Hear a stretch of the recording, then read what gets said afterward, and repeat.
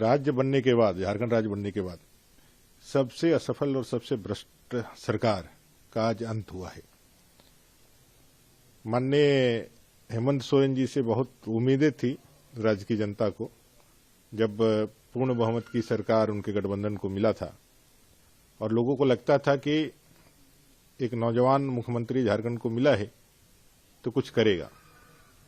लेकिन इनकी शुरुआत ही जिस तरह से हुई और जो झूठे वायदे दे करके, कह करके, लोगों को ठग करके सरकार बनाई थी, उसका भूत उनका पीछा नहीं छोड़ा।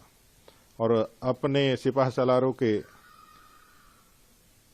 सिफारिश या सिपाही सालारों के सलाह से उन्होंने जो निर्णय लिए और जिस तरह से भ्रष्टाचार को अपना कार्यकाल में सबसे पसंदीदा विषय बनाया, उसका खामियाजा इनको भुगतना ही था। पद का दुरुपयोग जिस तरह से किया, जिस तरह से पैसा पैसा पैसा पैसा को ही भगवान इस सरकार में बना दिया गया, झारखंड की जनता की सेवा को इन्होंने दरकिनार कर दिया गया, युवाओं के भविष्य के साथ बड़े भद्दे तरीके से मजाक किया। जैसे सीजीएल आज सबसे बड़ा उदाहरण बनकर के सामने खड़ा है, नौकरियां तक इन्होंने बेच दी।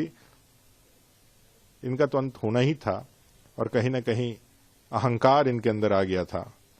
जब रावण का अहंकार नहीं टिका तो इनका अहंकार कैसे टिकता। और मुझे लगता है पद का दुरुपयोग जिस तरह से इन्होंने किया, लोगों के भावनाओं को जिस तरह से खेला, अराजकता की स्थिति मुख्यमंत्री रहते हुए इन्होंने राज्य के अंदर फैलाने का जो प्रयास किया, ये भूल गए कि पाकिस्तान नहीं है, ये भारत है, जहां संविधान और कानून ही सर्वोपरि है।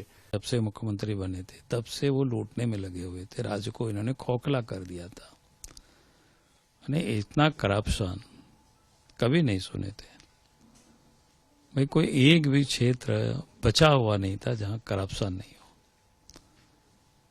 लूट चारों तरफ मची हुई थी, बालू की हो, पत्थर की हो, कोयला की हो, जमीन की हो, यहां तक कि मिलिट्री तक की जमीन को भी नहीं छोड़ा गया लोगों ने।